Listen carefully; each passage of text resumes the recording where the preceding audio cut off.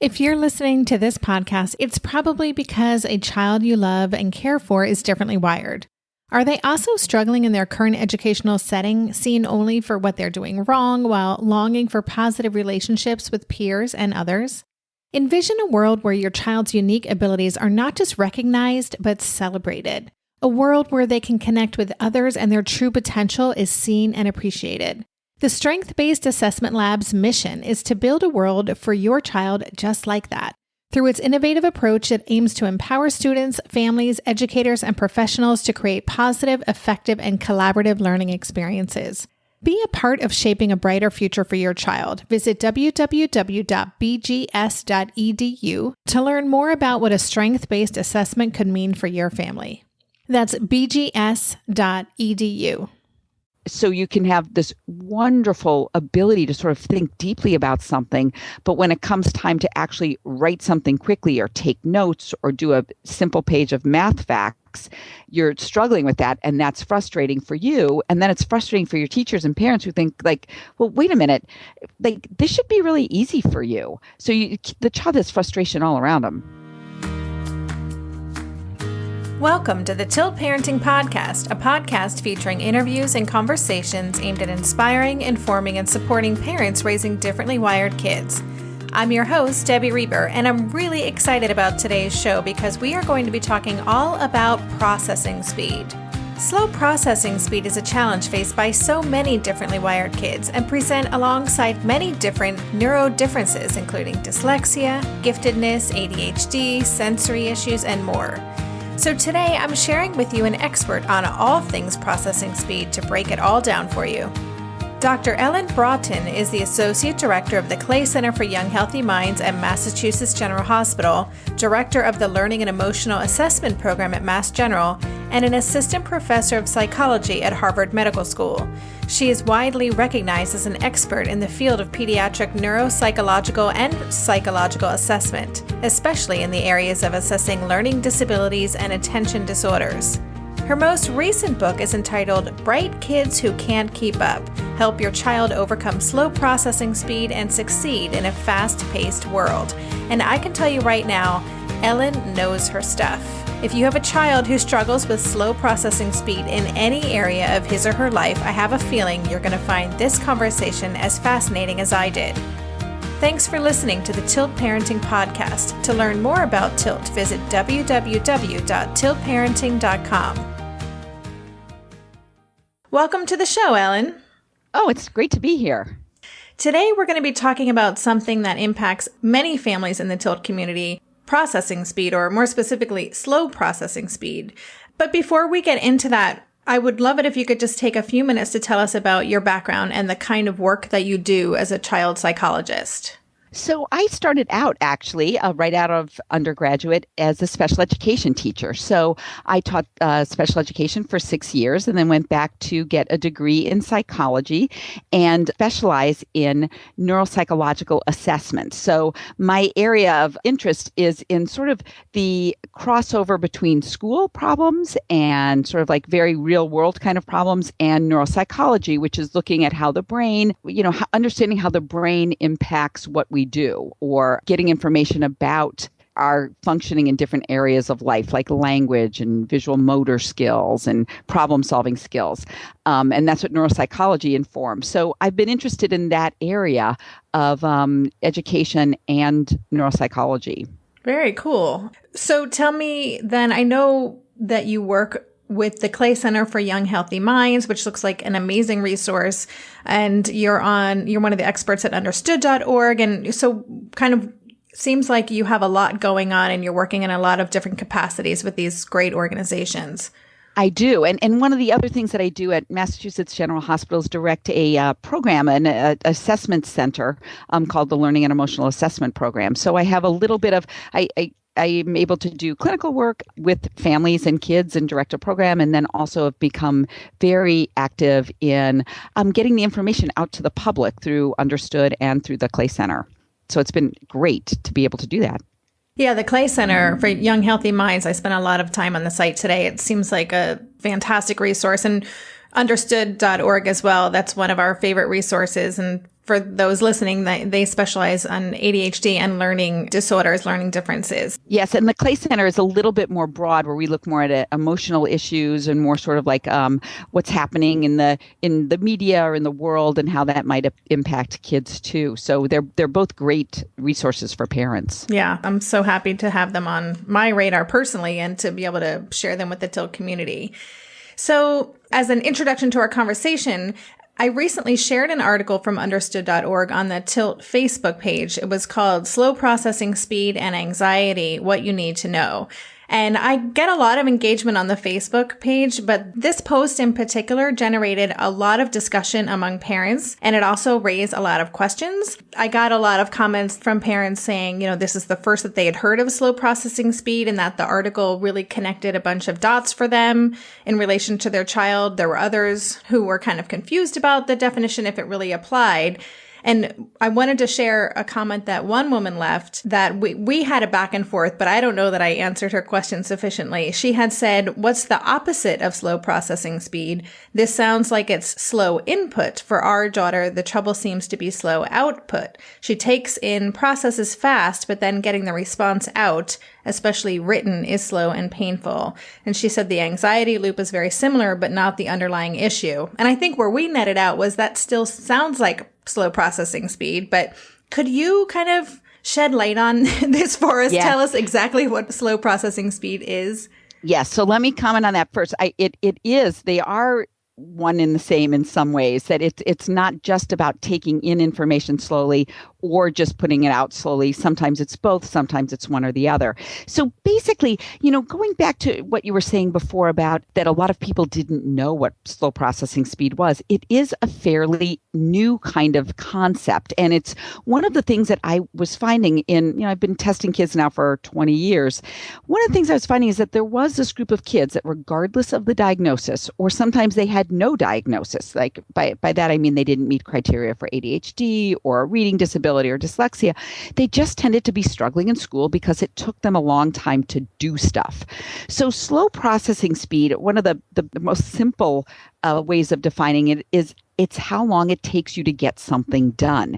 And there are a lot of different aspects to that. So there's a part that has to do with us being able to process it, take it in. There's the part of us having to kind of come up with a response, and then it's the output. So for any one child, it could be one or all of those things. And very often, and I think in some ways, the person that you were commenting on, that she said her child takes stuff in very quickly, that's very often, they're very bright kids. And what happens is they can take it all in, but the ability to kind of get it out on paper for many different reasons. Sometimes it's in the organization of information. Sometimes it's a graphomotor issue.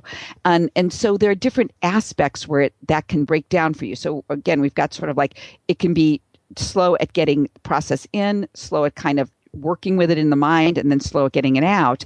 But then there are also different aspects of that as well. You can have verbal processing problems, visual processing, motor processing problems, and just kind of general sort of processing, just, sort of like taking in information just in general. So lots of different things that we can talk about in this. And unfortunately, it's not a nice, easy little concept. And that's why people are confused. That's why it probably generated a lot of discussion. Yeah. And, when you were speaking to the question that I had, I know that the woman's daughter is a very bright person, and I know that for many gifted children, having a slow processing speed can actually drag their IQ scores down, right? And then I've heard from people that we've interacted with, and when we had our son assessed, that disconnect between the intelligence and the processing speed can create a lot of frustration and cause a lot of problems. Is that what you see? Absolutely, it is. And really almost regardless of what the cognitive ability is in terms of like verbal intellect or problem solving intellect or skills, we like to be in sync. So we like, it's much better in some ways to just be average in everything, because you're not going to be frustrated in most things, because everything is going to be sort of like everything that you interact with is pretty much the same. But when you're very bright and a lot of things come easily to you, and then your ability to actually execute the task is much slower, you're feeling frustrated yourself because we don't like that feeling of inconsistency within ourselves. The other area of frustration is that people look at you and say, well, you're so smart. Like, why couldn't you get that done? Like, that was really simple.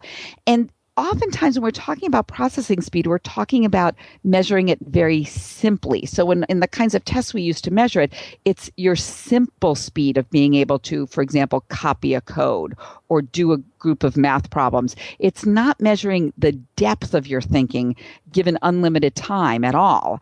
So you can have this wonderful ability to sort of think deeply about something, but when it comes time to actually write something quickly or take notes or do a simple page of math facts, you're struggling with that, and that's frustrating for you. And then it's frustrating for your teachers and parents who think like, well, wait a minute, like this should be really easy for you. So the child has frustration all around them.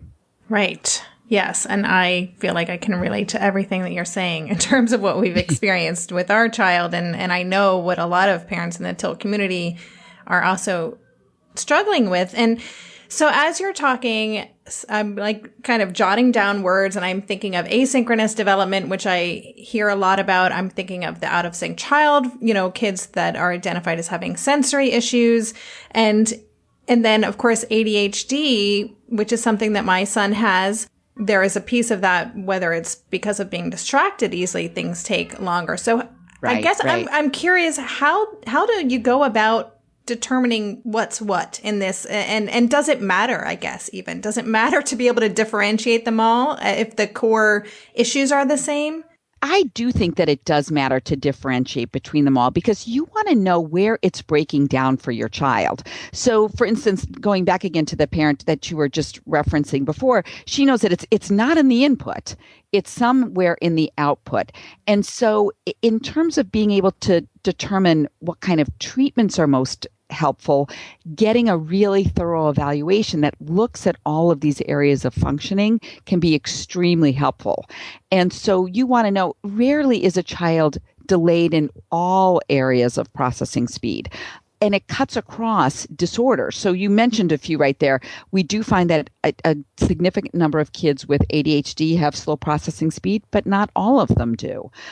We do know that a fair number of kids with anxiety or reading disabilities have problems with slower processing speed, but it's not consistently across the board. So it's one of those traits that tends to run across symptoms, and depending on whether it's there or not, you may want to change your approach for a child with ADHD.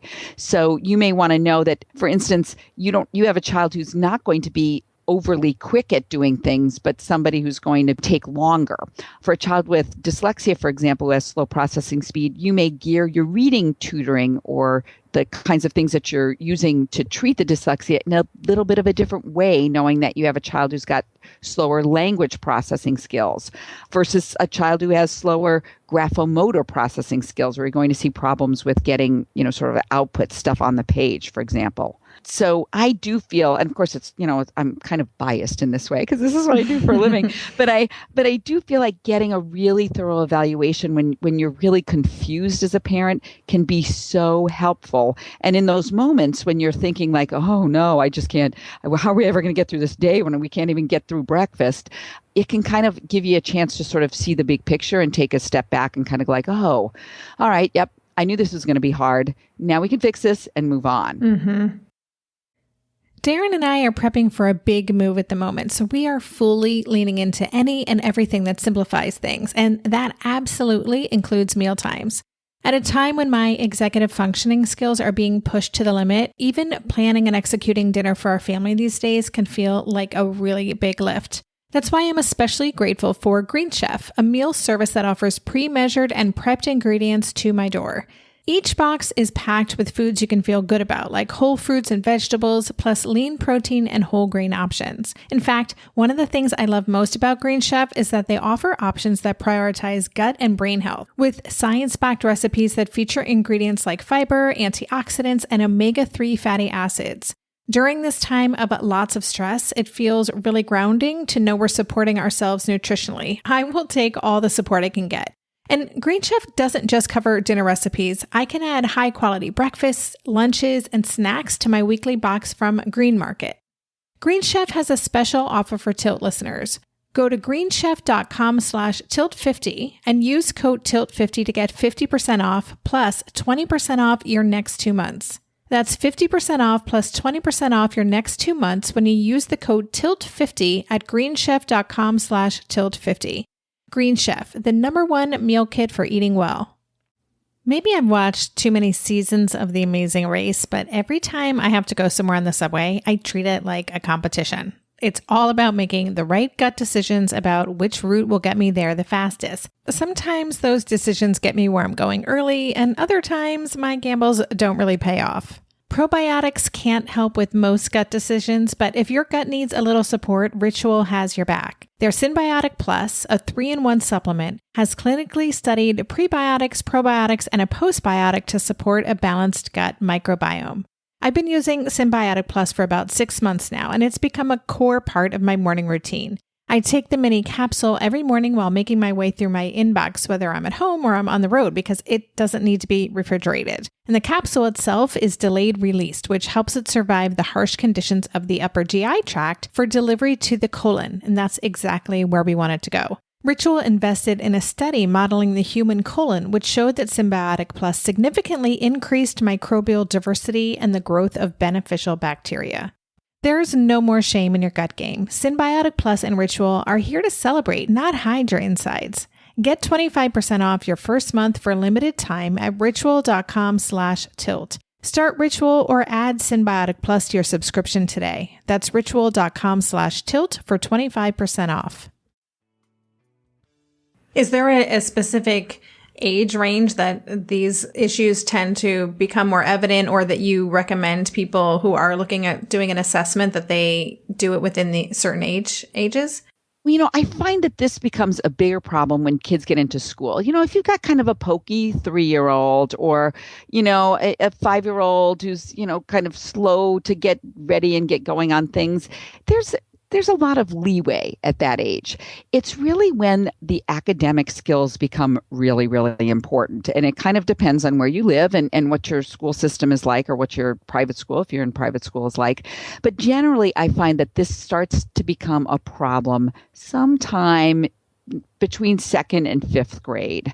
And, for some kids who are really bright, they can kind of get by, and people will just sort of say, oh, well, they're just not very motivated, or, he just doesn't work hard enough, or something like that.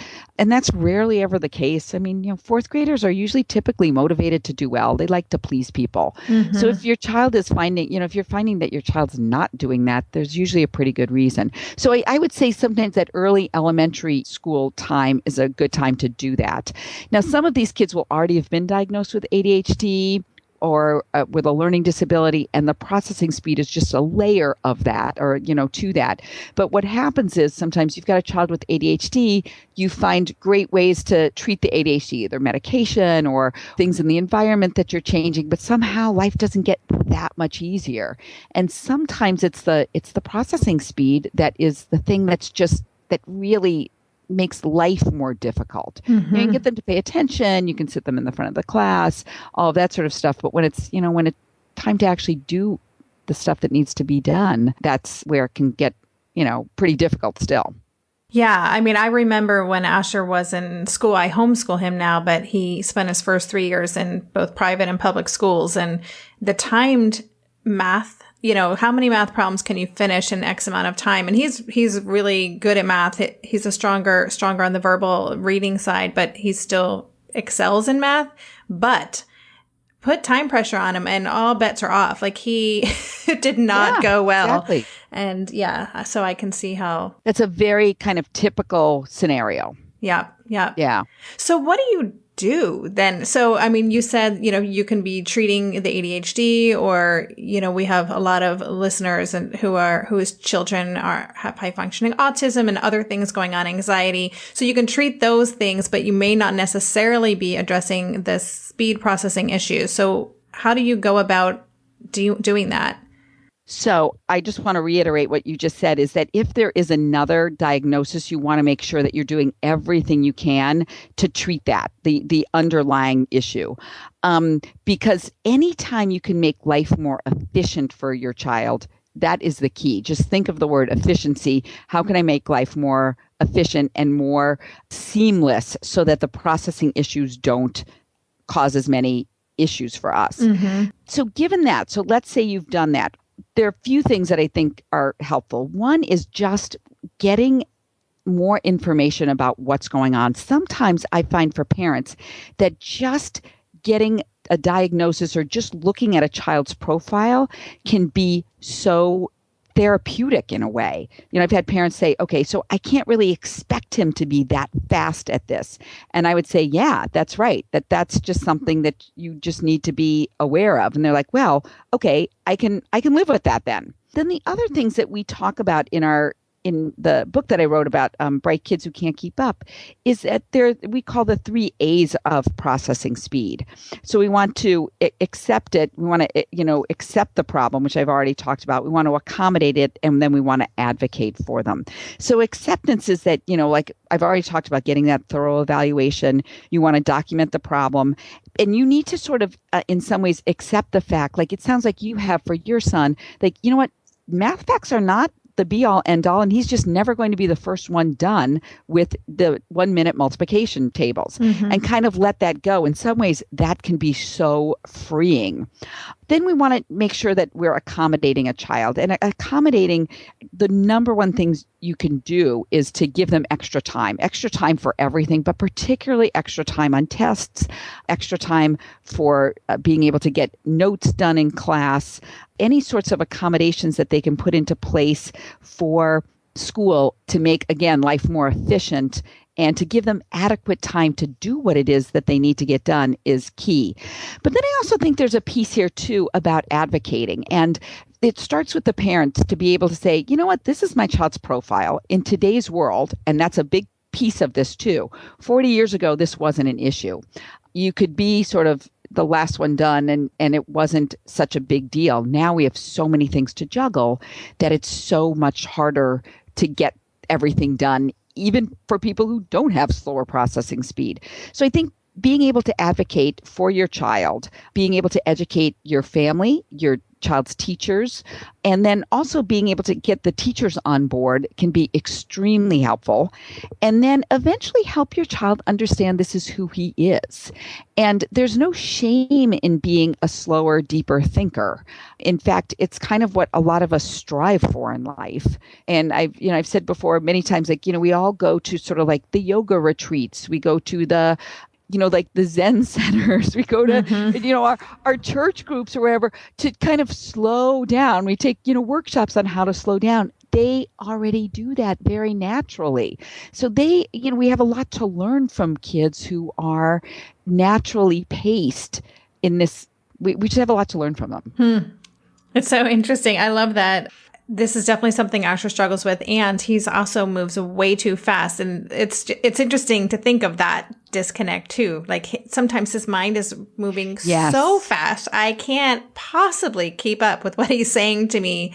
And then in these other situations, I like that, just kind of recognizing that he's self-pacing and just accepting that that's the way that he needs to process things.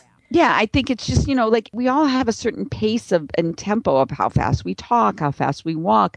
I mean, yeah, we can be pushed in one direction or another and taught to slow down or speed up, but there's only so much room any person can really do. And so I think being able to accept that. And in some ways, understanding who you are as a parent. Are you one of those fast parents who kind of has a slower paced child? And is that causing problems in the family? Or are you both sort of slower paced? And is that causing problems because nobody can get anything done? So I think kind of looking at your own parenting style, the best kind of parenting style for kids with this slower pace is to be flexible and truly, that's always the best anyway in any parenting style. And I think sometimes that's why I think this topic resonates with a wider group of parents, because everybody's sort of feeling frazzled. All parents are feeling like, I can't get my child to get everything done that he's supposed to get done. So there's a lot that's applicable to lots of parents, regardless of what their child's cognitive profile is like. But I think being able to be flexible and know sort of instinctively, okay, I need to slow down because I need to match my child right here at this time, or that, nope, you know what, at this time, I'm going to need to push him a little bit and we're going to have to figure out how to get that done. So not every day is going to be the same. At the same time, you want to keep things as consistent as you can, because, consistency breeds efficiency. But, but you can't be rigid. So. Right. Yeah. Well, I like what you said too. The 3 A's that are in your book. I love them. And, just touching upon the first one, the accept it. I've had other guests on the show. We've spent a lot of time talking about this idea of reality versus our expectations. And that is where so much of the struggle comes for us as parents.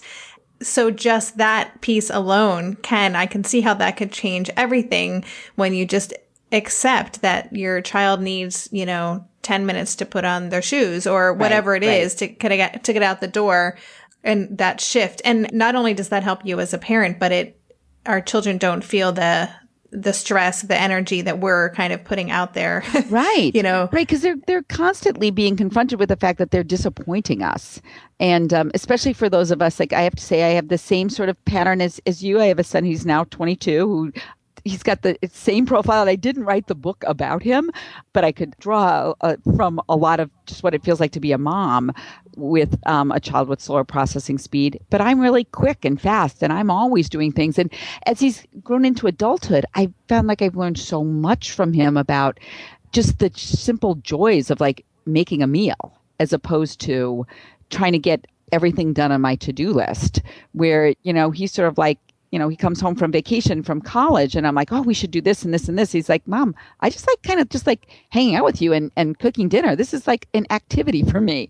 And so it's such a great way to sort of be if we can learn to value that. That's awesome. I love that. I had a question and then I want to ask a little bit more about your book about accommodations. So I've had a couple educators on the show and we've talked about different ways to ask for things in a school setting, but I don't know, in terms of a diagnosis, do processing speed issues give you the kind of diagnosis potentially, if you don't have a secondary or maybe a primary diagnosis of ADHD or something, that would allow you to get either an IEP or a 504 or to get special accommodations in a classroom? Usually it's not sufficient. It used to be. So it used to be when we had a different diagnostic manual. So the DSM-4 allowed us to have a category called learning disability NOS, or not otherwise specified. And many people like me would put that under, that sort of processing speed issues under that.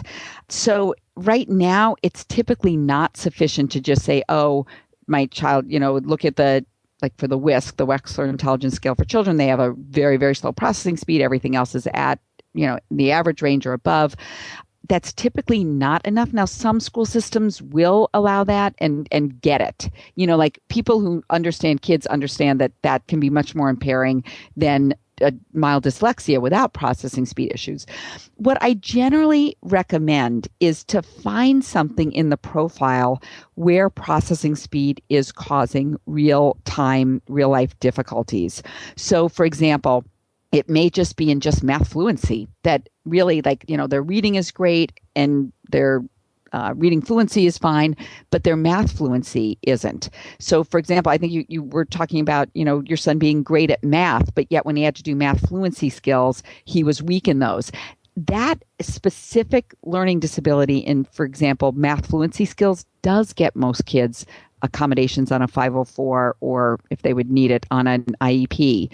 So yes, you want to get an evaluation that kind of digs deep into, how does processing speed affect academics? That's the best way around getting services outside of also, if they have also an attention problem. But to really look at how does processing speed impact written expression? How does it impact reading fluency, math fluency? That's the best way to try and document. That's great advice. Hey there, it's Debbie. I love making this show and sharing conversations about how to support our awesome neurodivergent kids. I've seen how even one little insight from an interview can spark a big shift in daily life. But I know that raising complex kids can be messy and lonely. And just when we think we figured it out, something comes up that boots us right back to feeling overwhelmed and stuck. That's why I've poured everything into creating a way for parents like us navigating complex parenting journeys to join together and chart a path that feels positive, hopeful, and doable.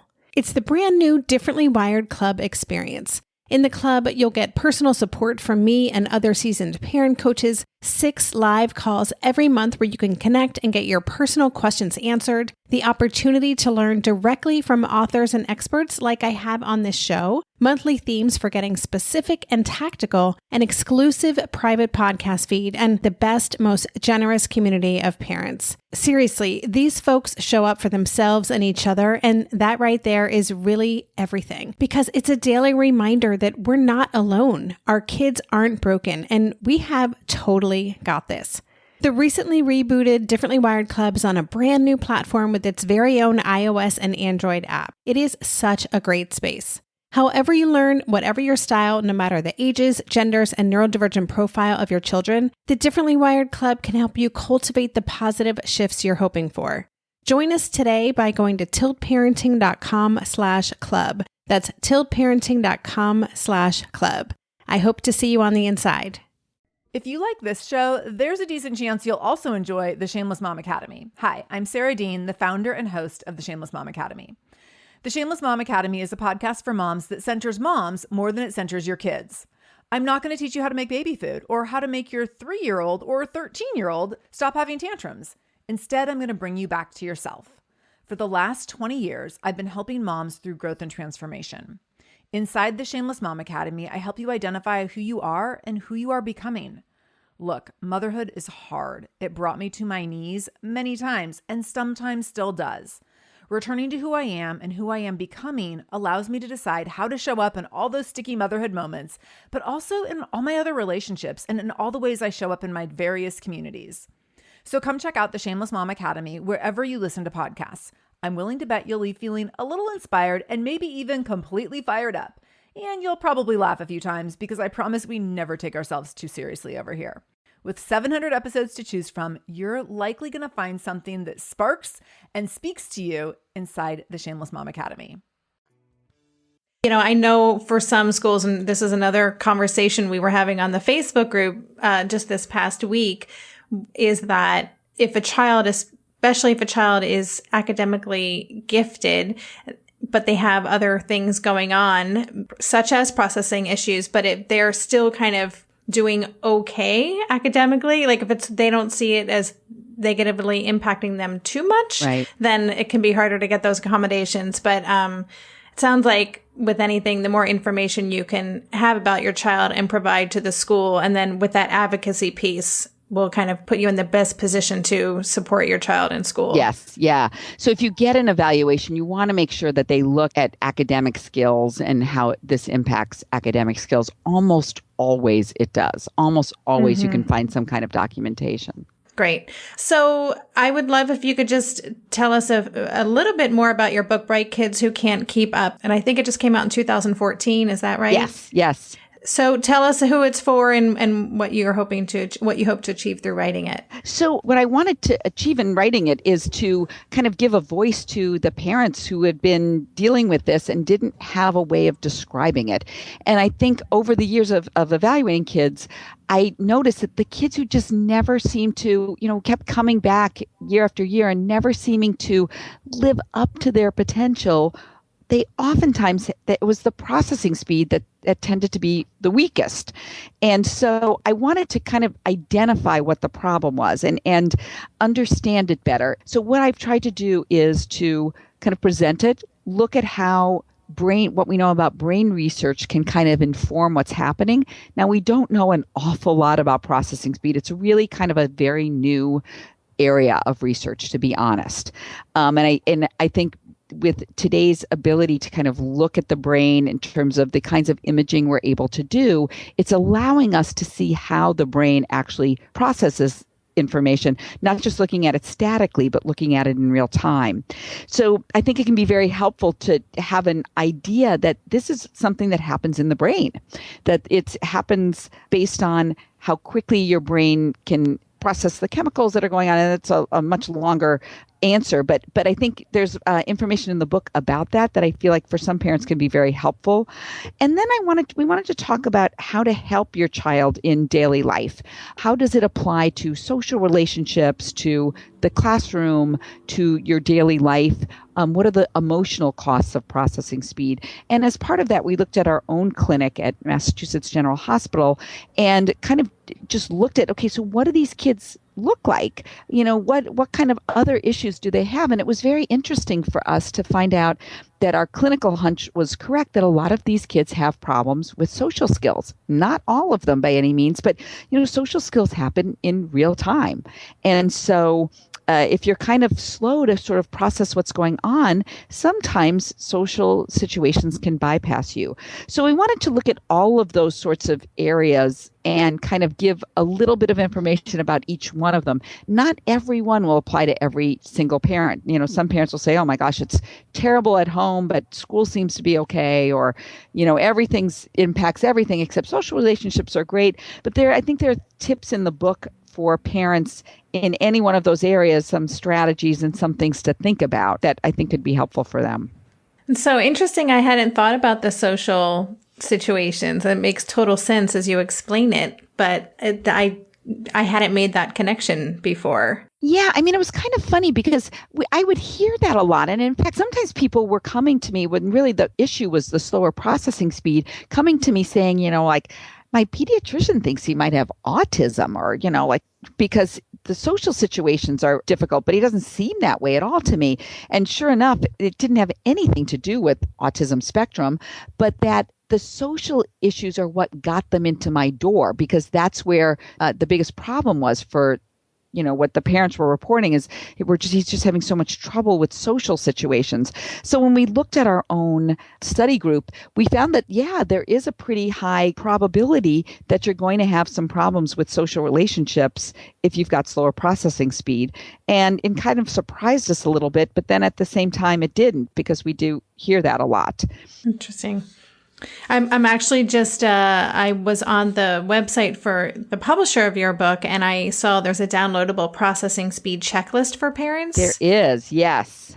It looks like I'm just flipping through it as you're talking, and there's a whole section on slow processing speed and friendship. So you want to, just as a way, kind of a last question, explain what this is and how parents could use this to find out more about their child.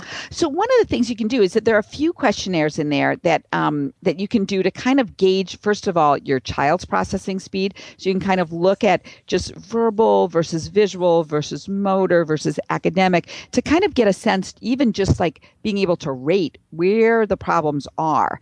We also have a checklist in there that gives you the opportunity to rate your own processing speed so that you can sort of get a sense of, okay, where is the match between myself and my child?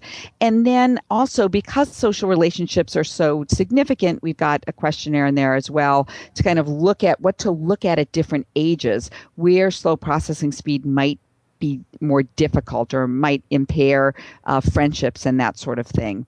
And then there's another one in there too that we haven't talked about, is just the emotional cost of slow processing speed, that a lot of times kids wind up getting sort of down, anxious, depressed, because it takes a toll. If this is something that's untreated, and that's unacknowledged, even more so than untreated, that there's a cost in one's self-esteem. So there are a number of different questionnaires that if they go on the website, guilford.com, that they can download to use to kind of just give themselves a little heads up on what's going on for their child and like I said, even for themselves. That's great. And for listeners, I will include the link to that resource in the show notes for this episode. So no, that's fantastic. And just to touch upon what you said at the end about the emotional cost to the child, I think that that's a big thing that we kind of believe in here at Tilt, is having no shame and being open and transparent with what's going on, both within your own community as a parent, within your families and how you move through the world, but also with your child. And because oftentimes when they understand what's going on, it not only can take that anxiety away, but they can feel empowered and kind of understand the gifts and what's going on with them as well. Absolutely. I mean, I think it's what we all strive for in life. We all strive to understand ourselves better. I mean, that's like for so many of us, that's our journey in life, is to understand who we are. And in some ways, they get an extra head start on that. That's a great thing. So it's true. There isn't any shame in it. In fact, it's something to be sort of embraced and to be like, oh, phew, I've got a few of those things, checked off already, and I'm only 12, for example, and I already know this much about myself. I think it can lead to a lot fewer problems later on in life. That's so funny. I always used to tell people, I think I know more about my child's brain than most parents, would ever need to know. And consequently, I talk about all of it with Asher, and he's fascinated by brain science. And at 11, his self-knowledge is probably what I had maybe by the time I was 30. Exactly. I don't know. But that's exactly what I'm talking about. Yeah. Yeah. And you have to kind of find out about it the hard way too. But if you can teach, children at an early age, like, it's going to take me longer to get done with this, and they can be honest and open with, their teachers or their employers and figure out a way to, it's not like an excuse. It's a way of sort of saying, this is who I am. And here's what I'm capable of. And it can be very empowering. Absolutely. So if people want to follow your work and your writing, do you have a good spot for them to go check out do you keep a blog? I know that you've written for understood.org So I do. So understood.org is a good way. The mghclaycenter.org is also a good way to follow me. I'm on Instagram and on Twitter. Twitter is Ellen Braaten. Yeah. And so I think those are probably the best ways to follow our work here. Perfect. Well, thank you so much for taking the time to come on the show and share this insight. As I said earlier, I know this is something that is really going to resonate with a lot of parents, and hopefully this has cleared up some of the confusion and certainly sharing some great resources. And again, I'll include links to all the resources we talked about in the show notes. But thank you again for coming on the show, Ellen. You're very welcome. It's been delightful. Thank you. Thank you so much for tuning in today to the Tilt Parenting Podcast. To learn more about Dr. Ellen Braaten, her book, Bright Kids Who Can't Keep Up, and get links for all the resources we talked about in today's episode, visit the show notes at tiltparenting.com/session19. If you know of other parents raising unique kids who would connect with our mission, enjoy listening to our podcast, and being a part of the Tilt community, please help us spread the word. And if you're not already following us on Facebook, please like our page at facebook.com/tiltparenting. We do our best to curate the most interesting articles we can find to inform, support, and inspire the important work we're all doing as parents of differently wired kids. We would love for you to be a part of the conversation. Thanks again for listening. For more information on Tilt Parenting, visit www.tiltparenting.com. Hey, are you a parent of a teenager? Are you feeling overwhelmed about how to be what they need while also holding limits and boundaries that keep them safe? Are you tired of conversations that negate how messy this season of parenting is? Well, I've got you. My name is Casey O'Rourke. I am a positive discipline trainer, parent coach, and the host of the Joyful Courage podcast. Every week, I come to you with an interview digging into tough topics with experts I trust and solo shows that go deep into the personal growth and mindset needed to raise teens in a way that grows them into confident, capable young people. I am not afraid of getting real about the intersection of conscious parenting and the teen years, while also bringing in vulnerability, humor, and lightness. I'm walking the path with you and honored to serve. Listen to Joyful Courage on Apple Podcasts, Spotify, or wherever you consume podcasts.